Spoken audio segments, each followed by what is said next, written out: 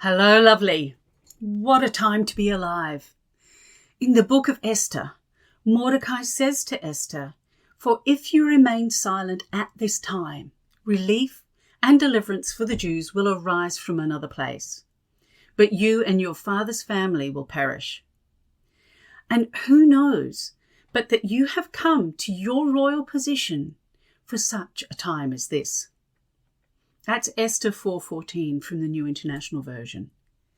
That's what I feel God is saying to us as believers.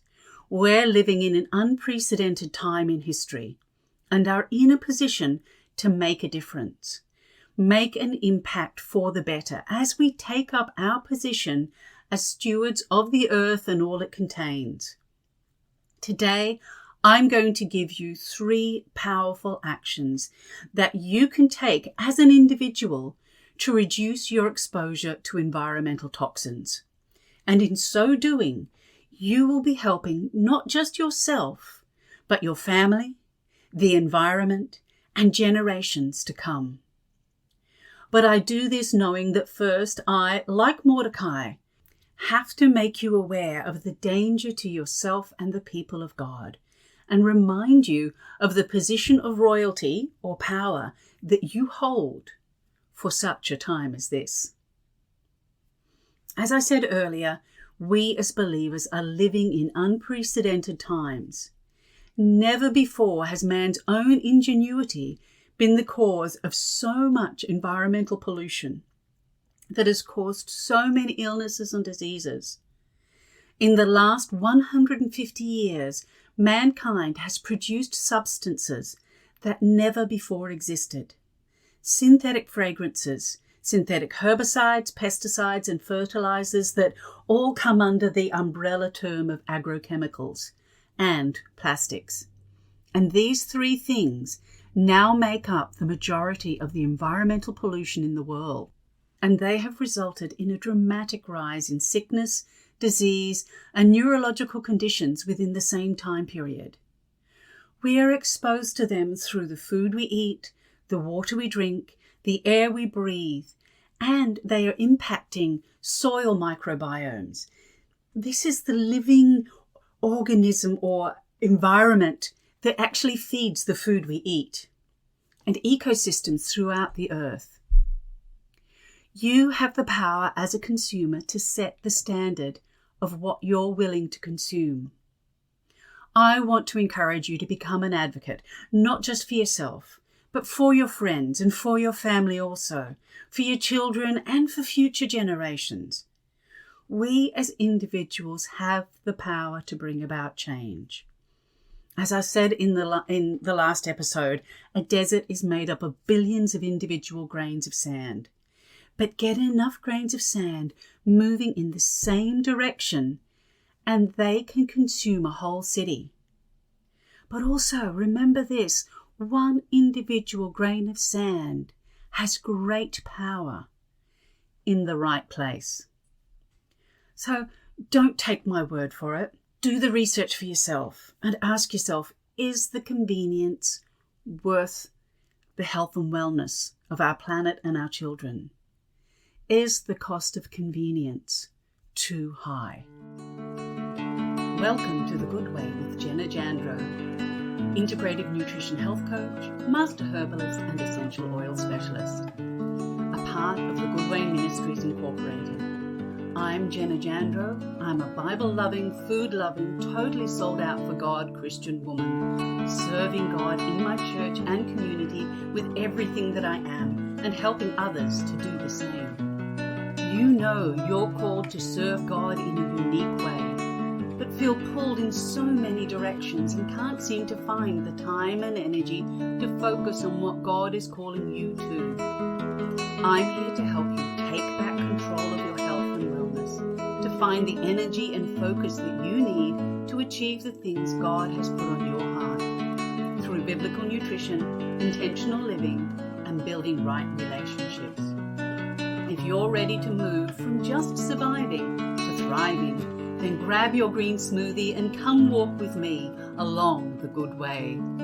I want to remind you a bit of what we covered in the last couple of episodes. That Firstly, that you as a consumer have the power to choose what you're willing to consume. But to do this, you need to first and foremost educate yourself. Read product labels, read studies and research papers that have documented the effects of these products. Find out what used to be used and use those things instead. Learn old skills that have mostly been forgotten and become a producer rather than a consumer. Secondly, change the narrative. Don't accept the prevailing narrative that we can't do without these things. Humans survived and thrived for thousands of years without them. There are other alternatives. Determined to use natural, reusable, compostable, pure, organic, fragrance-free, plastic-free, and synthetic-free, and talk about it with other people, about what you're doing and why. Thirdly, fight fire with fire.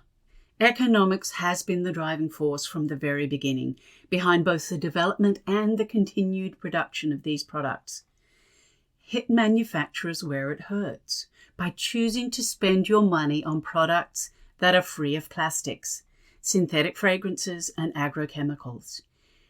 By doing so, you are encouraging manufacturers to produce products free of those things. And if you can't find what you want at your local stores, ask for it. Talk to the managers, talk to the owners. Every time you go in, ask. And if you don't start to see what you want, then maybe you need to go elsewhere. But let them know that they're losing your custom and why. And fourthly, become an advocate. Not just for yourself, but for your friends and family also, for your children and for future generations. As you know, I consider myself one of the lucky ones. I never used to think that way. I'm one of those people who has acute reactions to synthetic fragrances and petroleum products like plastics and synthetic fibers. It was only recently that I realized that because of my acute reactions, I am immediately aware of exposure to many of these environmental pollutants, and so I'm able to remove myself from the source of exposure or remove the source itself. Others don't have that built-in early alarm system, and therefore they continue to be exposed without even realizing it. Recently, when I was feeling very sorry for myself about another acute reaction and the aftermath of that, feeling sick, congested and exhausted, I was asking God what I could do about it. Maybe I should just shut myself off and live in a bubble, I said, to protect myself from these exposures. And what the Lord said to me was, you don't need to shut yourself off. Just eat the way I've shown you to eat in my word. Seeds, nuts, grains, legumes, fruit and vegetables, and leafy greens. Lots of greens. And do what you know to do. Drink plenty of clean water. Move daily, enough to raise your heart rate and produce a sweat. Stress less and get sufficient, good quality sleep. You know what to do. To give your body what it needs to do the job. And trust me to fill the gap. I have the tools I need to live my best life. And I want to be able to share those tools with you so that you can too, even or especially if you don't have the same acute reactions I have. I want you to be aware of the potential effects of exposure to these pollutants, the long-term effects and the chronic effects of these exposures, and how you can reduce that exposure or eliminate it where possible. There are 3 really, really great tools that you can use to do this. First one is this: choose organic. Secondly, choose fragrance-free. And thirdly, choose plastic-free. Sounds simple, right? It sounds simple, but it's not so simple to actually put into practice. There's a lot of things that can get in the way of that. Economics is one. The other thing is just the ubiquitous nature of these things. They are everywhere. You can't walk out your door without being exposed to them. But it can be done. You can reduce your exposure, and you can give your body the tools it needs to be able to do the job of eliminating or removing that exposure from your body as best it can. I've gone over those things in the previous 2 episodes. Go back and listen to them. But right now, we're going to look at how to reduce that exposure. And the first one, and that's so important, particularly for children, is this: choose organic. I know that it can seem really expensive, but in the long run, it's not. You don't have to eat as much because the food is more wholesome. You're getting more nutrient in your system. But if your economics is an issue, then choose those things that are what they call the dirty dozen. They're the things that you really should be buying organic. They have the highest concentrations of exposure to those agrochemicals. They're things like with the soft skin, or things like greens, your leafy greens. So berries, fruit with a soft skin like apples and pears, peaches, other sorts of stone fruit. All of those sorts of things, they're the ones that you want to get organic. There's such a thing out there as what they call the Dirty Dozen and the Clean 15. If you look those up, Google Dirty Dozen and Clean 15, you will find those charts out there available. But I'm going to quickly just go over them. The Dirty Dozen, the things that you need to be buying organic. If there's only some things that you can afford to buy, these are the ones to buy. Strawberries, spinach, kale, collard, mustard greens, any leafy greens, nectarines and any other stone fruit, apples, grapes, bell and hot peppers, cherries, peaches, pears, celery and tomatoes. Those are what they call the Dirty Dozen. So if you can only afford a little bit of organic, they're the ones to get. The Clean 15 are the things that don't get affected as badly by those agrochemicals because they have a thick, tough skin. They're things like avocados, sweet corn, pineapple, onions, papaya, sweet peas, asparagus, melons, kiwi fruit, cabbage, mushrooms, cantaloupe, mangoes, watermelon, and sweet potatoes. So again, if economics is a factor, those ones you don't have to buy organic if you can't afford it. But make sure that those Dirty Dozen, you do. Buy those things organic. They have shown that within even just a week of eating organic, the residues of pesticides, synthetic agrochemicals in the bloodstream and in the system of children and adults alike reduces dramatically. So that's a really, really big one. Whatever you're purchasing, if you can afford it, purchase organic. But before you make your decision about economics, ask yourself about the cost of healthcare and sickness and illness, the health cost to yourself with missing work and the cost to your children with missing school, and compare that with the cost of buying something organic. You might find that the economic scales are in favor of organic in the long run. The second one is choose fragrance-free. Now, I'm going to reiterate this. I spoke about it in the last one. Fragrance-free is not the same thing as unscented. So when you're looking at labels and it says fragrance-free, you can say, yes, okay, this is something I can purchase because it's not going to have any synthetic fragrances in it. If, on the other hand, it says unscented, that is not a guarantee that it doesn't have these chemicals in it. They may just be chemicals that are the same chemicals in there, but ones that are designed to mask smell rather than to create a fragrance of their own. So always go for fragrance free. And also remember this, that there are people out there who really think that if they use something that has natural fragrance oils in it, that's healthy and it's not going to have these detrimental effects. I want you to know this, that fragrance oils, even if they're considered natural, they are derived from a natural source, it is still a synthetic fragrance. What they have done is taken a natural product like a lemon and then separated out compounds from that lemon, say limonene. They've separated out the limonene from the lemon fragrance or essential oil that comes from the lemon, so that you've got a compound that is separate from its natural environment. And then they mix that compound with other compounds taken from other sources to make a new fragrance that either doesn't exist in nature or to mimic one that does exist in nature but is too expensive for them to use in its natural form. So they are still synthetic fragrances, first and foremost. They may be derived from a natural source.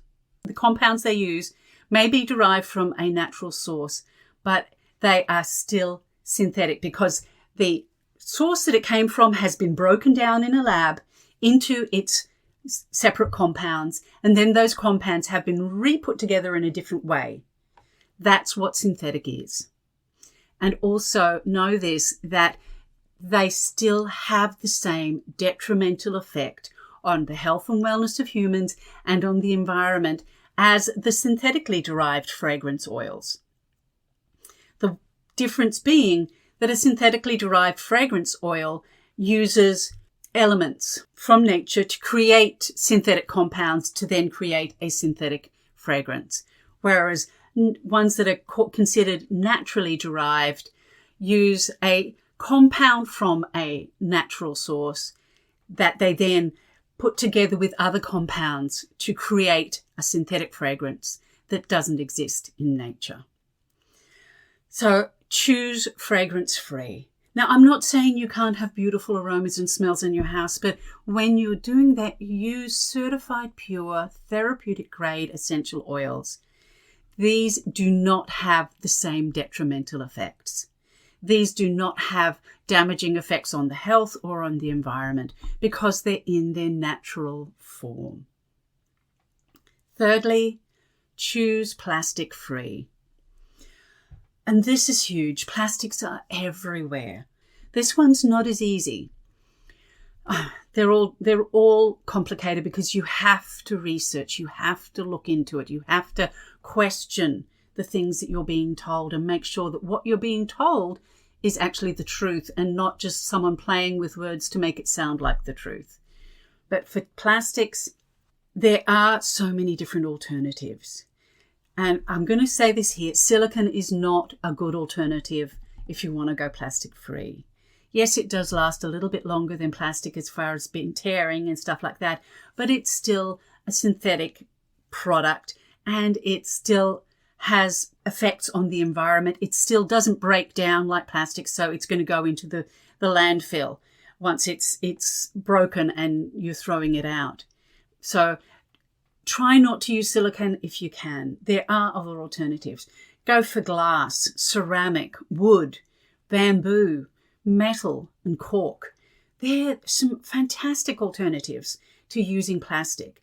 Use the waxed cloths instead of plastic wrap.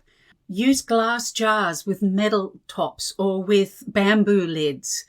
For the seals that, if you want something that is airtight or that watertight, you can use cork instead of a silicone or plastic.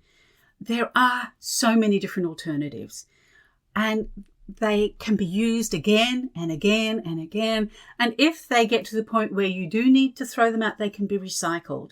Glass can be melted down and made into something new. Metal can be melted down and made into something new. Wood, bamboo, and cork can all be composted.